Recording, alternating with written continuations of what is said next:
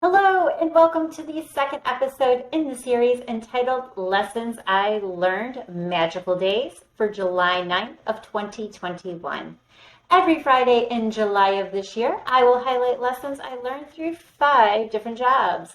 These lessons come from working at Hooters as a Hooters girl, the Walt Disney World Company as a college program lifeguard cast member, full-time lifeguard and recreational coordinator, along with helping Chip and Dale, flight attendant for a domestic airline company, driving instructor and road test examiner for the state of Michigan, along with driving instructor for the state of Florida, along with being a stay-at-home mom of twins.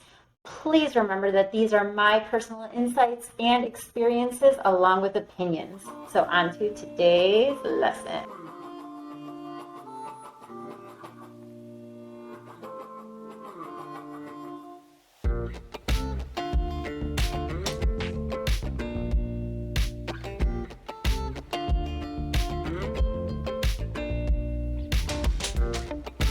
Today's lesson comes from working at Walt Disney World as a college program lifeguard cast member, full-time lifeguard and recreational coordinator, along with helping Chip and Dale. So let me take you back to 2001. My mom just graduated from Oakland University. So for her graduation gift, I surprised her with a trip to Disney World. And it was one of the best vacations that her and I ever had together. We met a cast member who had her university name on her name tag. I asked her why she had it labeled that way when most people proudly display their hometowns underneath their names. She informed me that it was part of the Walt Disney World College program. That's what she was partaking in. So she let me know that it was an internship that's offered through her university, and she suggested that I check it out when we go back home. So after my mom and my holiday, we drove to Oakland University and discovered that I was one day shy of applying for the fall and winter college program. However, they did announce the dates for the spring 2002 semester. So knowing those dates, I was able to get ready for the interview, and ironically, I was able to meet one of my future roommates who would end up being my future roommate. You can always put in suggestions, at least back then in 2002, but nothing's guaranteed. So I was not for sure if this girl that I met, who was also interviewing, if she was going to be able to be my roommate or if we would just see each other casually around the apartment communities or where we were going to work. Because at this point, neither one of us knew what our roles and responsibilities would partake and also where we were going to be located. So I was fortunate to be asked to become a lifeguard. I was on my high school swim team, and I needed to prove that I could swim through a series of 3 tests to be able to be a lifeguard cast member for Walt Disney World. One was to swim 200 meters without stopping, tread water for 2 minutes, and to bring a brick up to the surface from the deepest part of the pool.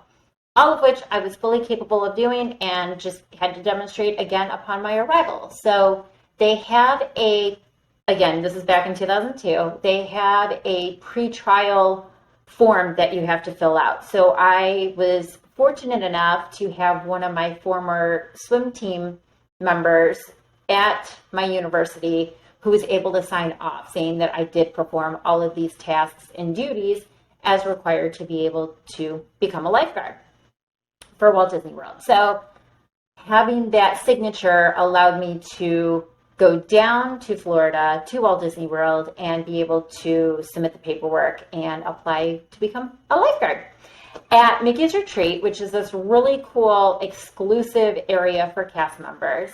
I was able to demonstrate my swimming strengths. However, obviously, there's much more to lifeguarding than just swimming and treading water.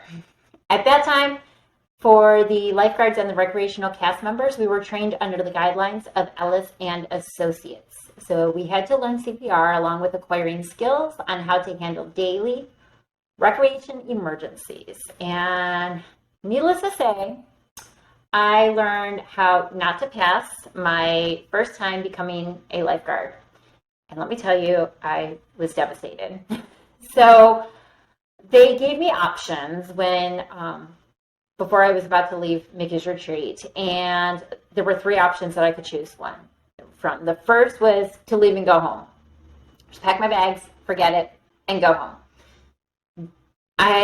At this point anyways, I already missed my mom, and we were never apart from each other. We were always there for each other. We were always nearby, and I really missed her. So option number one did not seem so bad. And I felt the opportunity was going to be much better if I just stuck it out, because it was going to give my mom and I the freedom that we needed to start a new life. So I could not give up on this opportunity and role for myself or for my mom.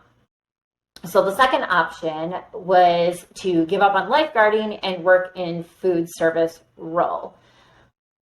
Let me tell you, when I cook, especially at this time, at being 20 years young, I burned toast and could not even really make a very decent pot of mac and cheese. So food industry was not really going to be my forte. My third option was to ask for help and to learn all that I could to pass and become a great lifeguard for my role and responsibility. So obviously, by this recording, you can obviously tell which one that I chose. So that takes me to today's lesson. For the lesson I learned, do not give up. Obviously, like I said, I went with option number 3. I asked my trainers for additional help, learned as much as I possibly could about the role as a lifeguard and all of the recreational departments. On the testing day, this is a little bit of a story. We were allowed to go back to our homes and have lunch. I walked to and from Chatham Manor for lunch. This was the apartment community that I was residing at for the college program. When walking back over to Mickey's Retreat, there was a patch of grass, and I stepped on it, thinking that it was going to be a solid piece of the lawn. Well, I was wrong. The grass covered a deep ditch in which my right leg fell into. I scraped up my shin. I had pebbles in it, along with scuffing up my hand, scraping my left leg. And let me tell you, I was a bloody mess when I hobbled into the clubhouse at Mickey's Retreat. Thankfully, I had a bunch of phenomenal, knowledgeable caretakers who were able to get me bandaged up. And I would think so. I mean, we were all training to become recreational and lifeguards, cast members for Walt Disney World. So come on, you're going to have pretty good, top-notch people there. One of the trainers pulled me aside, knowing what a physical and emotional wreck that I was, and asked if I was truly up to par for the remainder of the test. I was so determined, and I told my trainer that this would not stop me from passing that day. I acquired my CPR, which they go ahead and they label CPR on your arm as you pass the different tests that you have to take to be able to become a certified lifeguard for Walt Disney World. And I passed the entire lifeguard training. It was extremely rewarding to have my new friends and cast members around me as they cheered me on. And they did. It was just such a phenomenal group of people. And just to have that love and support, especially being away from your comfort zone, my comfort zone, which was my mom, being away from her and not having that support right there with me. This group of people, just amazing. I cannot say enough. So just a reminder that when you have a goal and a dream, and I know this is going to sound so magically cheesy, but here we go. When you have a goal and a dream, do not give up and do not settle. If you get knocked down or a scraped shin, push through the pain and stay focused. The scar on my shin, it has faded, but that feeling of accomplishment will continue to stay with me for the rest of my days. All right, so on to some magical stories that I'm sure you all would enjoy. So through the Walt Disney World College program, I met one of my dearest friends who was one of my roommates. Her and I would go to the Polynesian Resort at 3 a.m., have a cupcake, talk about our day. We would look for people with mullets and confide in each other. And I just missed her so much when she left the program, and still consider her to be one of my closest, amazing friends. As a college program cast member, I worked at the Wilderness Lodge and eventually at Fort Wilderness, which is their campground at Walt Disney World. Not only did I lifeguard, but I was able to learn about pool operations, how to care for the water mice, those little boats that the cast or that the guests, looking for the word, that the guests can go ahead and take out onto Bay Lake, Seven Seas, drive around. So I was able to care for those and drive those. I drove pontoon boats, golf carts, the infamous El Toro, which was the big monster looking golf cart that the coordinators were able to drive. So that was a lot of fun. I even fed a mama gator. Me from Michigan, a Michigander feeding a gator. That was crazy. It was absolutely crazy. Fed her and her babies. My friends and I, we named her Cleopatra. And we swore up and down that baby daddy was Julius Caesar, which was like this massive, mammoth-sized gator that was teasing some of the guests that were in Bay Lake. And whenever the guests would ride around in the water mice, then he would go ahead and like pop his little snout out, and he was a jerk. Let's just put it that way. He was a jerk. And I think it was Gatorland went ahead and got him because he had to have been around 7, 8 feet, something like that. And they went ahead and they captured him. And then eventually they got Cleopatra and her babies too. They just had to wait for the babies to be a certain size, and they were able to get her and the babies too. So after my college program ended, I was offered a full-time lifeguarding role. This led me to become a recreational coordinator for Fort Wilderness and Wilderness Lodge. Not only did this provide me with the opportunity to stay in Florida, but my mom moved down within 3 days of the good news. So with that, it was funny because when I called to tell her that I was accepted as a full-time cast member, then she asked me over the phone, what did I want her to do? And of course, I don't want to tell my mom what to do. I didn't want to. And she didn't want to tell her 20-year-old daughter what to do either. And we kind of did this whole back and forth song and dance over the phone. And finally, I went ahead and I think we both kind of came to it at the same time of just, all right, I want you to be here. I want you to be here too. And we ended up being roommates. And it was so funny because for those of you who have moved in your lifetime, you know how long it can take to get a moving truck, to pack everything, things like that. Let me tell you, this woman moved within 3 days. 3 days of me getting this full-time position. She already had everything packed. She already had the moving truck on standby. She was just waiting for I got it phone call. So, and that was awesome because we got to be roommates, and she became a teacher for Osceola County, so that was awesome too. All right, working at Fort Wilderness. I got tongue-tied there for a second. I was able to fill in or be friends with, I'm doing air quotes for those of you who do not see the video right now, for Chip and Dale for the campfire show. So we call them friends because at least at that time, I was not allowed to say that I was in the costume of Chip and Dale, but I was in their presence. So we had amazing, let me tell you, if you guys ever get to go to Fort Wilderness, I don't know, right now in 2021, I don't know if they are doing the campfire show, but let me tell you, spectacular live performance, and just was absolutely amazing because then they play a movie on the big screen, they project it, and you get to have a little campfire under the stars, and it's just, seriously, between that and the Hoop-to-Do review, I don't even know if that's still going. I'm so out of the Disney loop right now, but just remarkable things at Fort Wilderness. I love, love, love my Wilderness family. Really, really do.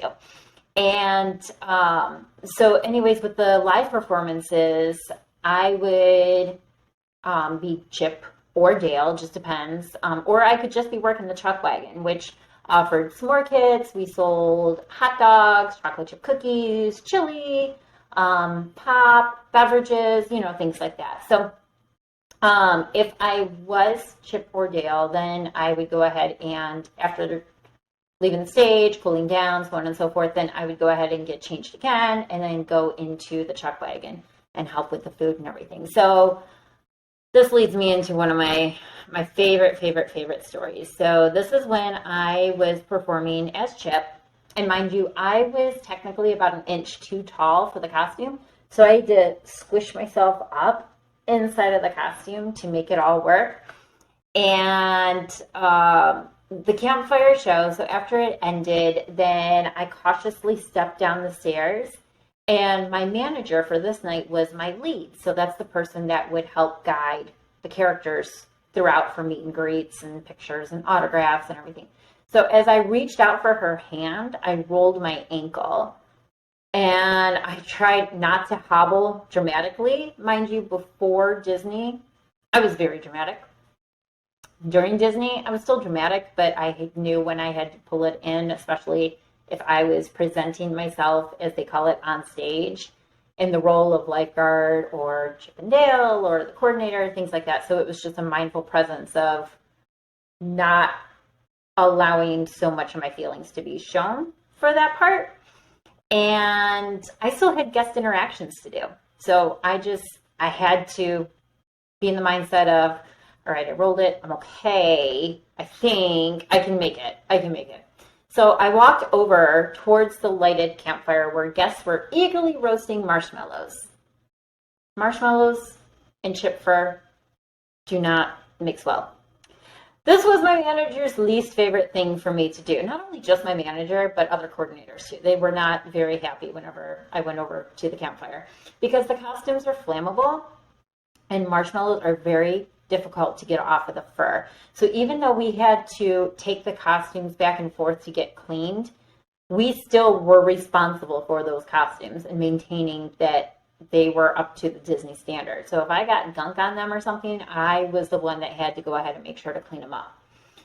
Now, do you think that I took the advice of my manager to stay away from the campfire that night? No, of course not, because I was stubborn. And I wanted to interact with the guests. And while I was interacting with guests, so I was in my costume and I am, roasting the marshmallows and all of that other stuff. Then, and mind you too, looking out of the holes, if you go ahead and take 2 toilet paper rolls and put them up to your eyes, that was my visibility. For that night, it was humid because it's Florida. And also you have the smoke from the campfire coming up. So my visibility was very next to nothing. So I did not realize that there was a spark from the campfire that landed on my foot. So my manager had to stomp on my foot to get it out. And I had no idea why she was smacking my foot. She's like, come on, Chip, let's go. And she's having a little smile up there, but grinding and gritting her teeth behind. So it was so funny. Now when I look back on it, at that time, no. So I'm stumbling down the first row and doing the meet and greets with the guests. Autographing books, posing for pictures, all that other good stuff. So one little girl had a new light up wand that her parents bought for her from the souvenir shop. All right, so this wand, I jokingly said that whenever I tell the story, I jokingly say that it pretty much is the cost of a month's worth of rent. This sucker was expensive, seriously. It was not obviously the cost of a month's rent, but you could have had a nice meal for 4 in today's terms. That's how expensive this thing was. So the girl goes ahead and hands me the wand, and I'm in my Chip costume, and I still can't see very well. My foot was on fire that I had no idea about, and I'll find out about that a little bit later. And that same foot, it's the same ankle that I rolled. So I knew that with the wand, you have to tap it to make it light up. So I go ahead and I tap it. It's not working. So then I tap a little bit harder. It's still not working. So then I whack it really hard and it breaks. So right away, I'm having to think, okay, what would Chip do in this instant? I didn't have a chocolate chip cookie to give.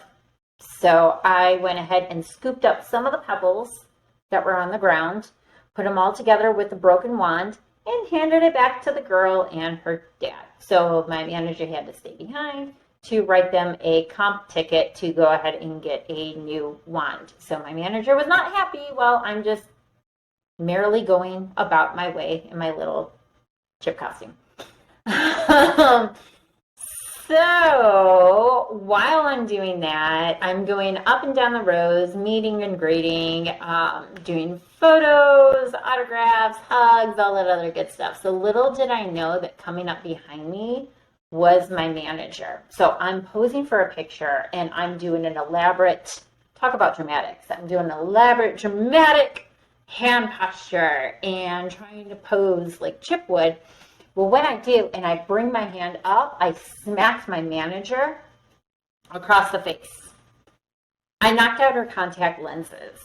So she is now technically blind, and I now had to lead her back to the dressing room.